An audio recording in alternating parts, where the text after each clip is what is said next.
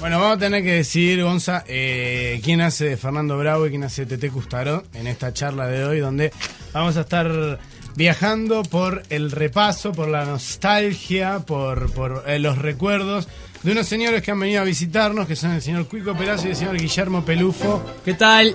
Siglo XX Cambalache. Bienvenidos, buenas tardes. ¿Cómo estás, Salvador? ¿Cómo andan? Bueno, vos, Cuico. Guille sé que no están dando mucho porque se lo ve acá con una férula, con un pie fracturado. Es una férula elegante. No, sí, es elegante, pero claro, no te permite desplazarte con naturalidad, supongo yo, ¿no? ¿Cómo la llevas con eso? No, se lleva. La venda negra no llegó. La venda de rock sí. no llegó. No hay venda de rock. No hay venda de rock. No hay venda con calaverita. Con cuernito, No, nada. pero me parece que por pereza más que nada. Bueno, pero hay un nicho Ojo, interesante. es ahí, una ¿no? beta, Claro. sí. No. Porque el rockero Nicho también se no, fractura. Nicho no, digo. No, nicho no. Me parece que se va a mejorar, digo. Yo lo veo Sí. bien, lo veo repuesto. Tanto Sí. para Nicho, no. No, lo que quiero decir que hay una oportunidad de negocio ahí. Hay algo porque el rockero también se fractura. El rockero de hoy también hace deporte. El rockero también llora. También llora. Es un rockero sensible que El está rockero de hoy, antes no lloraba. No, pero el rockero de hoy está expuesto a estas cosas, ¿verdad? O sea, es un rockero que te corre en cinta, te juega al fútbol los fines de Exacto. semana. Entonces también sería Dona importante- dinero para causas benéficas. Claro. Un rockero. El rockero, Rockero del siglo XXI. el rockero del siglo Un XXI, rockero que dice que no tomes. Es un rockero. Que Cambió te- mucho el rockero. que te cuides de las drogas, Sí, que exacto. mejor tener una pareja estable. Totalmente. Un asco los rockeros. La La un verdad, asco, ¿no? se parece Por más favor, a. que vengan los murguistas. Con los Se parece más antivalores. a los curas de cuando yo era rockero. Bueno, pero han venido acá, nosotros hemos hablado un montón de veces en este programa, pero hoy están acá porque han editado esta colección histórica de Trotsky y Vengarán, que son estos dos discos, donde hay un repaso por toda la discografía. ¿Quién hizo la selección? ¿La hicieron ustedes con el sello? ¿La definieron ustedes? ¿Cómo fue la selección? La de hizo estas Guillermo Pelufo, la selección prácticamente. Sí, el sello nos dio la posibilidad de elegirlo y obviamente que lo aceptamos. Hicimos una selección que cuando la mandamos la primera vez nos dijeron, chicos, son 2 CDs, no 4. Claro. Entonces ahí hubo que bajar algunos canciones? temas. Bajarlo. Pero no tuvieron, o sea, ¿podían elegir en toda la discografía realmente o había algún disco que ustedes no tenían Sí, posibilidad? hay un disco que está en un limbo ahí, que es el Yo No Fui, y que obviamente lo recomendable era no elegir muchas canciones porque dependíamos de la autorización de un sello que le importa un carajo Claro. esos temas y ni siquiera responde. Pero no Entonces es si le suficiente rompes como- muchas las bolas no nos iban a responder, entonces mandamos 2 cancioncitas como para decir, no se llama, Está, 2 me tenés que no se dar. llama, Claro. no, Bueno, no, te estoy diciendo. son 32. Claro. No Bien. llega ni al 10% del disco. y entonces es tanto así. Las hizo Guillermo, me decís, Cuico. Sí, pero no, además fue una, tan trabajoso como una como- de esas canciones que elegimos de Yo No Fui, en realidad es una canción que salió en el Salud, Dinero y Dinero. Me pasa que estaba Entonces mejor tiene una grabado. cierta... Pero que, claro, querían esa. Estaba un poquito mejor grabado. Claro. Sí. Y fue similar a cuando eligen el listado de canciones antes de un show, el trabajo. Mirá, lo que nos ha pasado últimamente es que, por lo menos me pasa a mí, es que yo me di cuenta que si son estas 36 o 35 o son otras, Ujú. va a estar buenísimo igual. O sea, siempre va a faltar una, o 2, o 3, o 5. Eso es un tipo optimista, es un tipo que ve el vaso medio lleno siempre. Pero es verdad, porque durante mucho Pero tiempo, te digo en a la serio, hora porque- de hacer una Sí, una ustedes lista de rotan temas, mucho las canciones. decíamos, pero falta esta. Bueno, ¿cuál sacamos? Claro. No era decir dónde la ponemos, sino ¿cuál sacamos? Pero te lo digo de verdad, porque Es otra cuando gente- tenés un plantel. Otra gente se puede angustiar diciendo, no, pero no está esta, no está aquella. Siempre Ustedes se va a concentran en haber. lo que Ya está. vinieron reclamos, pero faltó esta. Claro. Pero yo le digo, bueno, ¿y cuál sacás? Claro. El asunto es que tratamos también de que fuera un disco que tuviera una coherencia en sí misma. O sea, porque no lo puedes leer como un resumen de la carrera, ni lo puedes leer como un grandes éxitos. Tratamos de ordenarlo de una manera que tuviera una coherencia. ¿En qué sentido? En el sentido de que no falten esas canciones que de repente no son las populares, pero sí hacen a la identidad de la banda en determinado momento, Claro. o te llevan hacia un lugar donde de repente no es tan festivo, porque los contrastes hace que las cosas funcionen mejor, ¿no? Sobre todo en composiciones que son tan inmediatas o sanguíneas o espontáneas o como quieras llamarlo, o sea, que son producto de momentos específicos, o sea, que nosotros componemos compulsivamente, o sea, decimos vamos a componer, lo hacemos, y se cierra y se hace, y todo reflejando siempre como estados de ánimos.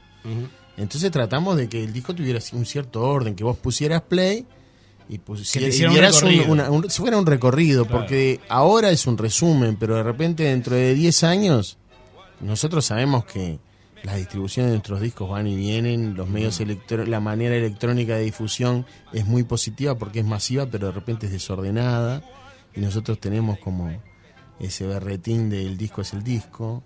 O sea, no es una canción, sino claro. Que son muchas.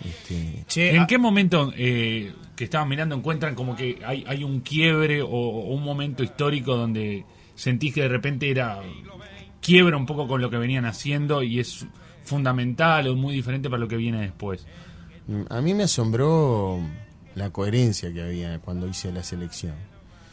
Nosotros hicimos un quiebre muy importante, si se quiere, cuando nos dábamos cuenta que estábamos rengos en algún sentido. Nosotros siempre quisimos ser una banda, nos parece que una banda, cuando uno dice toco rock, a mí no lo quiero decir como una cuestión filosófica, pero no es, nunca lo sentimos por el lado experimental, sino justamente por el lado festivo, masivo. Nos parece que una banda o un artista de rock, o por lo menos en el primer razonamiento, es su principal meta es que le guste a la gente tocar y que haya y la gente le guste y la gente baile y le disfrute. Nosotros en un momento nos damos cuenta que había algo que no estábamos haciendo bien, y por eso usamos la muleta del cover, que fue Un beso y una flor. Es una canción popular, pero es una canción de estribillo, es una canción que tocaba una temática que nosotros en ese momento no abordábamos ni por casualidad, que era el amor, o esa cosa, o la añoranza de cuando empezás a caminar el filo de lo cursi, que me parece que es cuando se vuelve más divertido el rock and roll, me parece a mí, porque estás ahí a punto de caerte por la vida. Exacto, es el camino que más nos disfruta. Pero son versiones igual, ¿no? O sea, claro, es una versión, pero justo porque no, en realidad es una versión, suena a Trotsky Vengarán. Claro, pero de todas maneras lo usamos como una muleta, y nosotros finalmente en un momento, sobre todo cuando empezó también a componer Cuico, o sea, los cambios se fueron dando porque fueron cambiando los motores que componían, ¿no? En el primer disco el motor era, uno de los motores fundamentales era el guitarrista que ya no está en el segundo disco, que era Nacho Wash. Y en el segundo disco es cuando Hugo se convierte en el motor, y allá por el tercer disco es cuando empieza a aparecer Cuico. Y ya en el cuarto disco estábamos un poco tristes, pero nos agarró Jaime, nos ordenó el cuadro y nos sacó campeones de una apertura, y tuvimos un puesto de champion 3 años seguidos. Sí, un cambio, fue como un punto de inflexión, así, esa aparición de Jaime Ross. Y después que lográs conseguir que tus canciones sean populares, de repente ya no te interesa tanto esa faceta. Y de repente un día te acordás que decís, pero a la gente le gustan mis canciones populares, entonces tratás de recuperar. Entonces es un vaivén de estados de ánimo, pero sí, los argumentos o los argumentos internos para llevar adelante la banda fueron cambiando muchos. Hace más de 20 años que estamos. Funciona también ese recorrido, claro, para la persona que lo escucha y que independientemente de en qué momento entra la banda a su vida, también hace ese recorrido, porque yo estaba leyendo el listado de canciones y más o menos identifico claramente dónde, a partir de cuándo me empiezo a cruzar yo con la banda, y claro, y escucho y veo las canciones, los nombres de las canciones, y es como inevitable asociarla a cada uno de esos momentos de mi vida, digamos, en los que estaban sonando estas canciones. Entonces como que el tipo que se compra el disco va como haciendo ese recorrido también por su propia historia con la banda, ¿no? Que de repente ustedes hacen canciones, pero bueno, esas canciones después, yo que sé, pasan cosas que ustedes imagino que no tendrán ni control ni la menor idea tampoco, ¿no? Ni idea, sí. Y es cierto lo que decís, y a la larga es un disco, si se quiere, pensado justamente para esas personas que de repente las canciones de Trotsky entraron en su vida y de repente salieron o entran y salen y no son estrictamente coleccionistas o fanáticos o público de rock and roll, así que siga todo. Obviamente para la persona que ya tiene todos los discos, Claro. es una manera de ordenarlos, lo puede ordenar ir en su compu si quiere. Che, vayamos, estamos hablando de una colección histórica, pero me interesa ir como al principio de todo, cuando no había posibilidad de ninguna colección histórica. No sé, pienso en las primeras canciones que hicieron. ¿Vos te acordás cuáles fueron? Ahí hay una de ellas que es Reflejo. ¿Esa fue una de las primeras canciones que hiciste? Fue de las primeras canciones que hicimos. Tiene esa impronta de lo que... Poner un poquito. de Es lo que- el tema número 2 del disco 1. si bien está en el primer disco, no es hicimos un juego muy tonto que es poner primero la canción del primer disco y última la del último disco. Bien.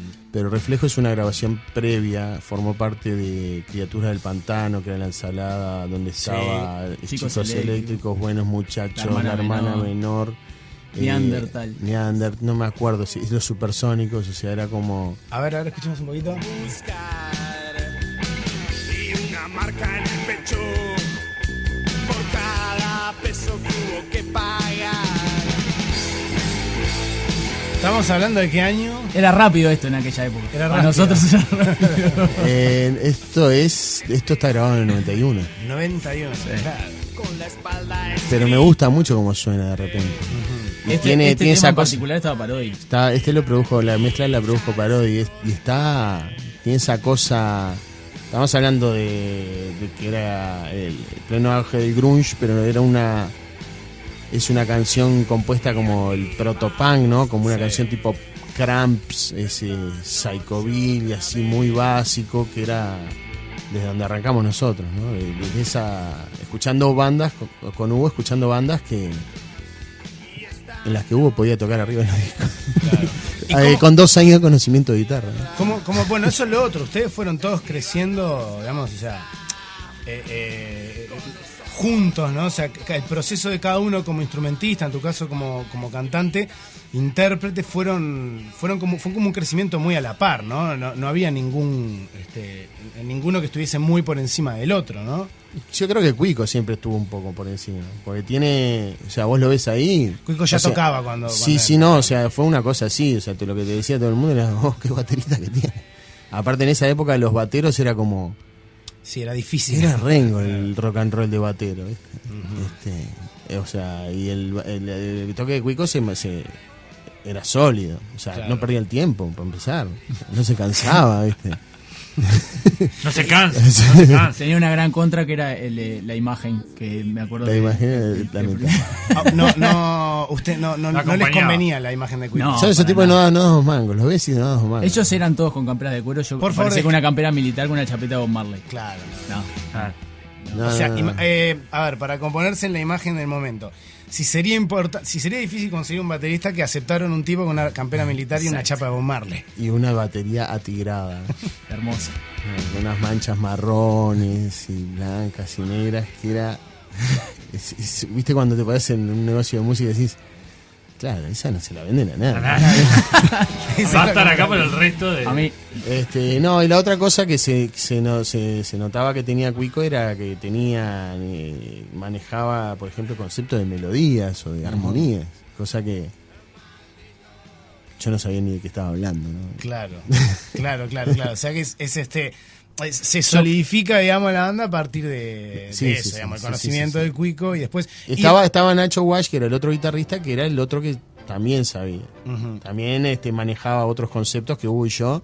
Bueno, nosotros, para Hugo y para mí, el rock and roll era distorsión. tocar con distorsión y actitud. Listo. Y poca cosa más, claro. Y en la manera de componer, o por lo menos, digamos, en la no me refiero a los aspectos técnicos, sino a la esencia de cómo es el trabajo de componer y de terminar una canción. ¿Ha cambiado mucho desde entonces a lo que hacen hoy? ¿Han encontrado otras formas? ¿Se han ido ayudando de otras cosas? En las primeras épocas lo básico, yo que me acuerdo, era que en realidad se trabajaba en el ensayo. Fuera del ensayo nadie hacía nada. ¿Y lo trabajaban Entonces, todo en colectivo? Todo en colectivo, básicamente todo en colectivo. Y Eso más o menos sí. Así. lo que se mantiene es eso. lo diferente es que capaz que alguien viene con una idea de la casa. Claro, una melodía, Ahora, una letra, melodía, algo. Exacto. Y se Como trabaja todos a partir de manejamos ahí. la guitarra, agarro la guitarra, se me ocurre una melodía o un riff o algo y trato de armar. Por ejemplo, yo trato de armar algo y lo muestro en el ensayo. Y ahí lo empezamos a trabajar. Pero en realidad siempre el leitmotiv siempre fue trabajar en el ensayo y todos juntos. Después sí viene la parte de las letras y eso que se dedica exclusivamente a Guillermo y lo trabaja él cuando tiene sus tiempos libres. Ahora tiene mucho tiempo libre y se está haciendo muchas letras, por suerte. Pero sí, nosotros cada vez que nos pusimos a escribir un par de líneas, ahí me salió el primer verso de Detrás del Arco que habla de fútbol, porque de otra cosa no sé hablar, y después tiró alguna línea, pero si no es básicamente Guillermo el que trabaja eso. Y a nivel de relación con el estudio, por supuesto que siempre, como viste, nuestra segunda incursión de estudio ya nos ayudó Gustavo Parodi, que obviamente nos dijo que era lo que había que hacer. Obviamente nosotros, está el que te enseña y está en tu capacidad de aprender o no, ¿no? No aprendimos mucho la primera vez, nos pareció que hacía todo mal y ahora que lo escucho nos parece que suena buenísimo. ¿Viste? Bueno, pero seguramente hayan ganado mucho en seguridad, ¿no? Para todo ese Sí, trabajo. sí, o sea, pero algo que seguramente, yo me imagino, no sé, porque yo nunca entré en un estudio a hacer un trabajo de esos, pero me imagino que la primera vez debe impresionar un poco, ¿no? Debe intimidar. Mira, es muy sencillo, o sea, vos te dicen, este es el equipo que usó fulano para grabar ese disco. Ya está. Y esta es la guitarra. Y cuando vos lo tocás y lo escuchás, suena como un mosquito. Claro, decís, ¿por qué yo no sueno así? ¿Por qué yo no suena así? Bueno, porque vos no sos Me están fulano. cagando. No, claro, porque vos pensás que todo es una cuestión tecnológica en un momento. Vos pensás que todo depende de... Hay un botón tenés el secreto equipo que se correcto, aprieta ¿no? solo en Los Ángeles, ¿viste? Claro. Hay una cosa así, ¿viste? No... Claro. Empezás... siempre como venís de un país pequeño donde te ves a vos mismo como poquita cosa, siempre pensás que lo que pasa es que acá no se puede. No está ese botón. Y claro, falta ese botón, ¿qué querés con los aparatos? Y siempre pensás que el error es técnico, no es humano. Y eso es una cosa que aprendimos. Y después te juntás con una banda, le prestás tus equipos, los escuchás sonar. Una banda buena suena bien en cualquier escenario, eso es totalmente cierto. Si una banda está ensayada, suena bien en cualquier escenario. O sea, te pasaba cosas en aquella época, por ejemplo, estamos hablando de repente del 95, estabas en la factoría y tocabas, y decías, no, porque está mal la acústica de allá, y Saifi, y el equipo no sé qué, no sé cuánto. Y después, 2 semanas después, ibas a ver Ataque, que tenían la mitad de parlante de lo que vos habías alquilado y sonaba todo perfecto. Claro. Entonces una diferencia abismal entre lo que los tipos sabían hacer su trabajo y nosotros que todavía no sabíamos hacerlo. Donde nosotros tuvimos un salto importante fue del segundo al tercer disco. Como nosotros hicimos el Clase B, que fue un disco que grabamos nosotros en Estudio Record con el Rata Mérola. Ese disco prácticamente lo grabamos nosotros, lo hicimos todos nosotros. El Pepe Rambao nos dio una mano ahí, pero no mucho. Nos dio una mano a nivel de composición porque nos quedamos rengo de bajista, Sí. entonces teníamos que presentarle algo en ese momento a Polygram. Que... No, pero yo estaba hablando de cuando grabamos el Clase B. Que fue en el sí, 96. sí. En ese salto, ¿qué canción podemos ubicar, por ejemplo? Como Mueve que te mueve. Mueve que te mueve. No, ya es el primero, Mueve. No, un beso de una flor, ¿no? Está Flor Un beso por y una vos, flor, ahí. Tu lugar, no sé si está ahí. Acá está Tu lugar, Tu por lugar. ejemplo. Eso es lo que el cambio fundamental de composición. Tu lugar, Negrito, vamos a escuchar, vamos El 3. acompañando el tema 3 del disco 1. El tema 3 del disco 1. En su versión original. En su versión original. Sí, ahí sacamos Me acuerdo que sacamos toda la careta y fuimos a lo básico, al punk básico. Fuimos por el lado de Sí, capaz que, bueno, yo no sé si, pero desde este lugar que separa muchas veces la banda, que es el lugar del derrotado, del marginal, del perdedor, que es una cosa quizás de la misma manera que Un beso de una flor, vos contabas que inaugura una forma de hablar de canciones de amor que Trotsky tiene muchísimas a partir de eso, y muy lindas, y algunas, yo qué sé, El alma en dos, La cruz, yo qué sé, El último Solo vos, polvo, montones. Esto también hay como, se podría hacer como capaz un disco de recopilación de canciones al perdedor, al marginal, Sí, podrían haber usado un montón de criterios. Sí, esta es una temática totalmente barrial, con ese filo tango así de composición, de esas composiciones que retratan personajes de barrio, como Pato, como Coso, o como versiones modernas, filosóficamente está muy cerca de, yo qué sé, de La hermana de la coneja, que tiene toda esa cosa que te cuenta la coneja esto, la coneja pobre la coneja, pobre la hermana de la coneja, pobre la hermana de la coneja, y al final, ¿quién se cree? La hermana de la coneja, que anda en Punta del Este, con el coso, y nos saluda, ¿quién sos? Como nada te da derecho a cambiar esa cosa de barrio tremenda, ¿no? Que creo que los uruguayos lo tenemos todos como un insight muy poderoso. Eso es esa canción. Sí. Estoy pensando en la canción del tipo que no puede ser millonario. JR. El tipo que no. Yo tendría que haber sido millonario. Claro. Sí. Yo tengo todo para ser millonario. La actitud la tengo. Falta. El dinero lo sé gastar muy bien. El dinero lo sé, claro. Claro, ahí hay muchas veces que distingo, no sé si será así, pero hay canciones que yo, o por lo menos entiendo que son casi algunas autorreferenciales, digamos. Son algunas autorreferenciales, pero sobre todo se refieren a personajes que de repente te rodean y de repente, yo qué sé, ¿viste? Yo, por ejemplo, en algún momento quería ser pintor. Y no pude ser pintor. De cuadros. Sí, de cuadros, sí. Aclaremos. Bueno, no sé, no tuve los huevos para tener ese tipo de vida que tenés que tener para desarrollar. O los huevos o la inteligencia para dedicarme a algo para hacer dinero. Todo depende de cómo lo mires. Yo en determinado momento envidiaba al tipo que dice, no, yo no voy a trabajar. Yo no. Y no, seguramente voy a tener que rebuscarme todos los meses y voy a llegar. Y me daba cierta envidia. Eso es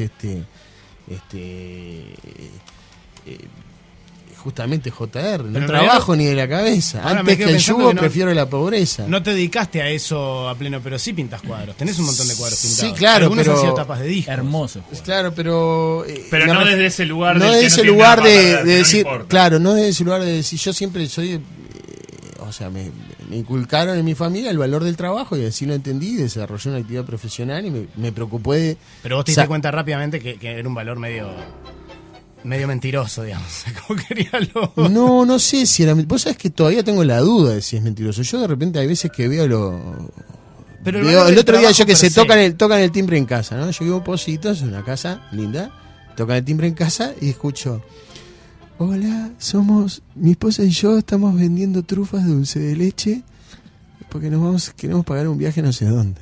Y mi señora le dijo: no, querido, arrancá. Y yo grité: trufas de dulce de leche. Ayúdalo al hippie. Le da 100 pesos, nosotros nos comemos las trufas. Y él viaja. ¿Entendés? Vos decís, ¿quién la tiene más clara? O sea, porque el hippie ahora debe estar en no sé dónde y contándole a un brasilero: no, yo vine vendiendo trufas de dulce de leche. Yo vine acá vendiendo trufas. Es buenísimo. Sí, estoy pensando en un músico español que no sé si lo conocen, se llama Javier Crae, que es un veterano que básicamente hace canciones de humor y es un tipo que yo personalmente admiro mucho. Y es un tipo que nunca trabajó en su vida. Y en un documental que hay sobre la vida de este hombre, él dice que no es para cualquiera no trabajar. Es muy difícil no trabajar. Es muy difícil, sí. Y él desarrolló un arte de eso, pero le llevó mucho trabajo. Pero no, yo creo que es cierto. Yo creo que es cierto que es muy difícil trabajar. Depende de la personalidad que tengas. Yo sé que no podría estar sin hacer. Me siento más activo cuanto más obligado estoy, por ejemplo. Claro. Bueno, ustedes pasan un montón de tiempo tocando, acompañando también un poco la realidad que vivía el rock en este país, donde no había muchos despegues masivos, claro, salvo alguna cosa puntualmente, alguna banda que le iba bien en un momento determinado. Yo tengo el recuerdo, por ejemplo, de cuando la abuela Coca hacía un teatro de verano todos los fines de semana, más o menos, que era como la cosa más rara del mundo. Era como que esto nunca le pasó a nadie. Y la gente, o sea, asistía a eso como algo muy raro.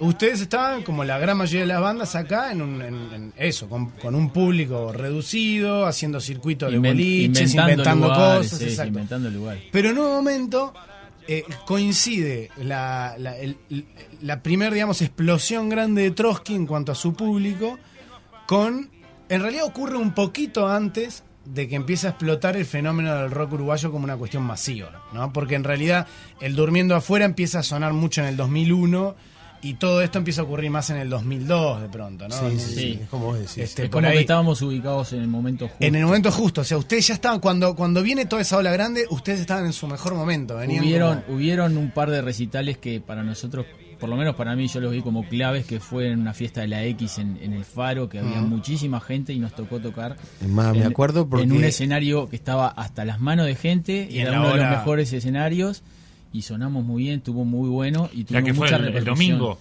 Puede después del ser, temporal. Sí, puede ser. Sí, yo me acuerdo que Puede ser. fue muy difícil porque tenía justo a mi hija más chica internada con nebulizaciones en la española y es tipo...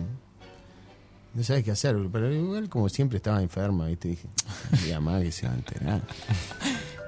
No contigo, Lucía, contigo siempre. Porque está la estuve hija con- grande acá en el estudio, claro, es con tu hermana. Pero siempre se estaban enfermos, ¿viste cómo son los gurises? Al final. Se enferman. Sí, ahora era la madre que tenía neumonía, ahora era la hija que no podía respirar. Problemas. Y ese toque. Ese toque, la- o sea, la me acuerdo X, que fuimos, entramos y salimos, Sí, y cuando nos estábamos yendo no nos podíamos ir. O sea, no. Entramos como Sí. cualquier señor, cargando los permiso, equipos 100 claro. metros hasta 200 hasta el escenario, Hay que caminar permiso, y de repente nos dimos cuenta de toda esa gente que atravesaba, nos estaba para ver a nosotros. Sí. Nosotros llegamos al escenario y dice, muchachos, fue muy divertido, dice, ahora vamos a quemar. Ah, es cierto. No, estaba viniendo.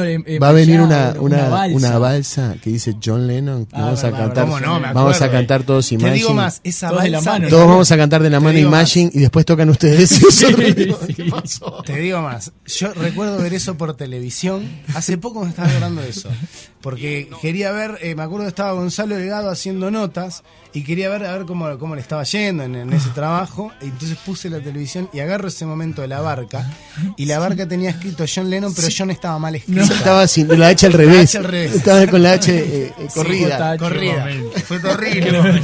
No, nosotros era guau, Era- era como si nos hacían cosquillas.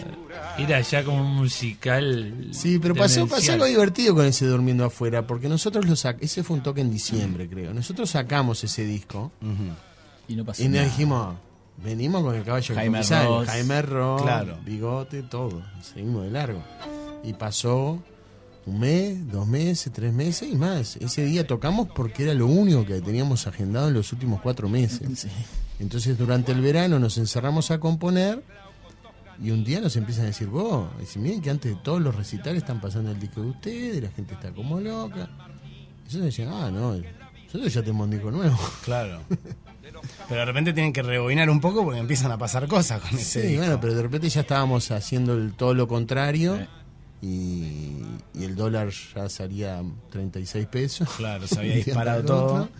Y ya no quedaba nadie en Argentina, era todo. Yo me Era acuerdo esa cuando- época del año que capaz que la gente no se acuerda, pero no circulaban autos por la calle. No sé si se acuerdan que la gente no quería sacar el auto porque no sabía si iba a poder llenar el tanque. Bueno, Yo me acuerdo de cuando la primera vez que es una época que le fue bien a mucha gente. ¿Cuál? Digo, no sé, hay gente que consiguió programas de radio. Ah, sí, claro. Sí. Hay gente que se sabe mover Gente muy que salió- bien en el hay mucha desastre. gente que salió del fango, no solo Trotsky. sí, sino- No, sí, a ver, sí, a ver. sí. Hay gente que se sabe mover muy bien en el desastre. ¿No? O sea, cucarachas. Las ¿verdad? cucarachas. Claro, que ven en el desastre, ¿verdad? En la agonía, Es la ahora. oportunidad de, claro, Es es acá. ahora. Bichos carroñeros. horrible, se gente alimentan- horrible. Gente horrible que se alimenta de la desgracia del resto. O sea que el todo lo contrario, de alguna manera, se estuvo componiendo todavía sin saber muy bien qué había pasado con el Durmiendo Afuera. No, nosotros- nosotros convenció que no pasaba nada. Que no pasaba ya, nada. ya había Sí. sido un fracaso. Sí, sí. Borrón y cuenta nueva. A mí el primer tema que me vuelve loco del Durmiendo Afuera, que en realidad también lo agarro un tiempo después, o sea, no había salido recién el disco, me acuerdo que estábamos en la 91.9 y yo agarré el disco y para poner una canción y me acuerdo que me volví loco con Orsay, que fue la primera canción que escuché y que veo que no está acá, naturalmente. Sí, sí, naturalmente. Como Porque es un veo- éxito. Claro, sí. Esto no es un gran desastre. Y a partir de ahí me engancho con, o sea, a través de esa canción me engancho con todo el resto del disco. Pero ya tenía un tiempo, sí, ya no era un disco recién salido, digamos. No, es cierto, sí, es cierto. Orsay es una canción que la letra la hice en 5 minutos. Yo no sé si se acuerdan que habían estado los obreros de cristalería del Uruguay ocupando una fábrica que ya no tenía dueño. Sí, siquiera. cómo no. Entonces ya no sabía que estaba ocupando, entonces los muchachos decidieron irse. Y los tipos iban llorando, digo, porque esta hora están abriendo de vuelta, está todo bien. Lo que pasa es que era cristalería o Funza. Cristalería creo que era. lo que pasa es que yo Los tipos estuvieron ocupando 2 años una fábrica, o un año una fábrica que ya no tenía dueños. Y el día que acá los en tipos, Rivera. el día que los tipos se van llorando, ¿viste? Todos tipos con el uniforme puesto. Y es una imagen terrible, ¿viste? Ahí salió Orsay. Sí, O sea, yo en realidad lo que me pasó fue que viajé, digamos, con el concepto de, bueno, el tipo que le levantan la banderita, que está fuera de juego, en la vida que está él. Y además tomaba el durmiendo afuera, el nombre del disco, el concepto, eso no tanto como al tipo que lo dejan afuera, digamos, yo qué sé, la mujer que lo deja fuera de la casa, eso, sino como el tipo que le toca vivir en tiempos de crisis que empezaban en ese momento. El tipo que le toca ver del otro lado de la vía el asunto, ¿no? Las luces de la ciudad y todo eso que no pertenece a nada, desclasado. Una cosa que aprendimos es a no cerrar los conceptos. O sea, una cosa es de donde vos te inspirás y después Lo que siempre sea, tenés pasa. que dejarlo abierto porque puedes llegar a lugares mucho más divertidos que los que a vos se te ocurrieron. Durmiendo afuera está pensado por el lado de el truco. El truco, claro, exacto. O sea, si vos levantás el disco, los que están en buenas ya ganaron y vos no llegaste a buenas. A 11 creo que estaba. Perdiste el partido y no llegaste a buenas. Exacto. Bueno, después, a partir de ahí empieza a suceder, digamos, todo un mare magnum, ¿no? Con la banda que termina en conciertos para 150.000 personas, qué sé yo, cosas que no les suele Que ni suceder, Oasis. claro, a muchas Ni bandas los Gallagher. en el mundo, ¿no? O sea, no, acá se vivía como algo natural que hubiesen 4 o 5 bandas que tocaban para esa cantidad de gente, que en realidad es algo que no le suele ocurrir a muchas bandas en el planeta. En realidad no es muy sencillo tocar frente a 150.000 tipos. No, eso es algo que en ese momento nosotros éramos muy conscientes. De que era un y delirio. tratamos de cuidar esa copita de cristal todo lo que se pudo. Y nosotros creemos que colaboramos, o sea, creo que si todos hubiésemos tenido una actitud de cuidar ese momento hubiese durado un poco más o hubiese dejado una huella más grande. Yo creo que el uruguayo es tan anarquista que rompe todo, pero nosotros fuimos los que creíamos que esa plantita había que regarla, ¿no? Porque estábamos dando cuenta que estábamos teniendo algo que mucha gente, grandes músicos, nunca vivieron. Jamás. Bueno, yo recuerdo esos festivales de bandas que venían de afuera y que alucinaban, que no podían creer cómo se podía juntar toda esa gente, y menos en el medio del país, o sea, en un lugar que no. No, y aparte todavía había una buena onda en un momento entre la gente, no era como una cosa media, estamos todos juntos, como una cosa generacional ante la crisis, obviamente hay un montón de cosas. Ese fue un fenómeno social, no es estrictamente musical. No, claro. Y realmente me parece que tuvimos tardes que son inolvidables. O sea, había un par particularmente, fueron unos pogos gigantescos, peligrosísimos, pero a la vez impresionantes. O sea. Ustedes también, estoy pensando que han tenido mucha suerte. Bueno, capaz que no fue suerte y fue algo en algún punto. Ustedes capaz que se dieron cuenta de eso. Se está sacando méritos, ya. No, A capaz ver. que se dieron cuenta de eso y se hicieron lo boludo y fueron por ahí. Pero tengo el recuerdo de que nunca eran ustedes como el cartel principal de un eso festival. eso nos encantaba. ¿No? Eso era buenísimo. Pero ¿qué pasa? Los ponían a ustedes a una hora en la que empezaban como a hacer, bueno, el calentamiento del asunto. Pero ocurría que siempre a esa hora es cuando el público estaba más receptivo. Fresco. Y Porque más fresco, llegó claro. hace poco. Y los está carteles que suponían que descansado. cerraban, la gente ya estaba cansada, muerta. Entonces se iban de los festivales. hacíamos mierda. Se iban de los festivales convencidos de que el mejor concierto había sido el de Trotsky, que había sido más tempranito. No, y estábamos- pero por supuesto, era algo que era así, o sea, en ese sentido, mientras todos se peleaban por tener el quién era último, penúltimo, nosotros pedíamos 8. Déjame tocar a las 8, 9. 8, 9, 7:30. ¿A qué hora está cayendo el sol? 7:30. Claro, nosotros si ya imprimían las luces del escenario, ya estábamos estaba. del otro lado. Claro. Y nuestro objetivo era arruinarle el show a A todos todos los los que que vinieran. vinieron después. Onda, que se arrepintiera, que no se subiera nadie con un charango porque se iba a dormir todo el mundo. Ese era nuestro objetivo. Una vez les tocó cerrar, me acuerdo, en el velódromo, Sí. ¿no? En el velódromo nos tocó cerrar, sí. Después de Ataque. Después de Y de Ataque. Catupecu, ¿no? No, ¿O no? sí. ¿Catupecu había estado el día anterior? Puede ¿o ser, no, esa vez. Catupecu, Ataque ustedes. Sí. Sí. Es mucho más difícil cerrar. Claro, no, y después de Catupecu y de Ataque. Sí. Es mucho más difícil cerrar. Ataque no tanto, porque Ataque igual, viste que nunca tiene un show explosivo. Siempre lleva el show como medio controlado. ¿Viste? Catupeco capaz que es mucho más explosivo el show. Pero se hace difícil cerrar porque tenés que Tenés que meter otra personalidad, no es tan sencillo. Bueno, está este disco Colección Histórica, que además trae en su arte un montón de fotos, lógicamente, de todas las épocas, ¿no? Un montón de... Trae un collage de afiches también. ¿Quién guarda? ¿Quién es el...? Bueno, por conocer tu casa, Guille, yo sé que vos guardás muchas de estas cosas, digamos, pero... Mi señora, sí. yo no Siempre no tuvo confianza, dijo, esto algún día va a servir. No, O como recuerdo. A ella le gusta la banda, No, le gusta, a mí también, pero yo Pero no tengo tú, las claro. entradas de Pero todos bueno. los shows que fui, por ejemplo. Tuvo Pero bueno, confianza. ya- Es cierto que nunca pagué tampoco. Guarda servilleta de los cafés, ¿qué le cuesta guardar una ficha? Sí, sería bien podrido. Si no Sí, guarda la servilleta guarda la servilleta de la pasiva. Deme el ticket, por favor. Y anota atrás. Bueno, 12 tienen- de diciembre de Tienen esta 1900. colección histórica que ya la pueden conseguir en disquerías. Un excelente regalo para Navidad, para regalar y regalarse. ¿no? Y... También está en Red UTS, que se puede conseguir en todo el país. Ah, bien, perfecto. Claro, los importante. Red Pagos, en los locales de Red Pagos se supone que va a tener más difusión por ahí, eso puede servir Bien, también para pueden ir por quebrar ahí. esa cosa de Montevideo. Perfecto. ¿Cuál es el plan ahora de shows en vivo con el La tema de tu trastienda, ¿no? pierna y eso? Sí, vamos a estar este fin de semana, Este fin de semana. en 33, en lo que es el Rock en Ruta. Son unos shows que hacemos en conjunto con Buitres y con Hereford. Estamos haciendo por todo el interior. Estuvimos en San Carlos, ahora es este sábado en 33.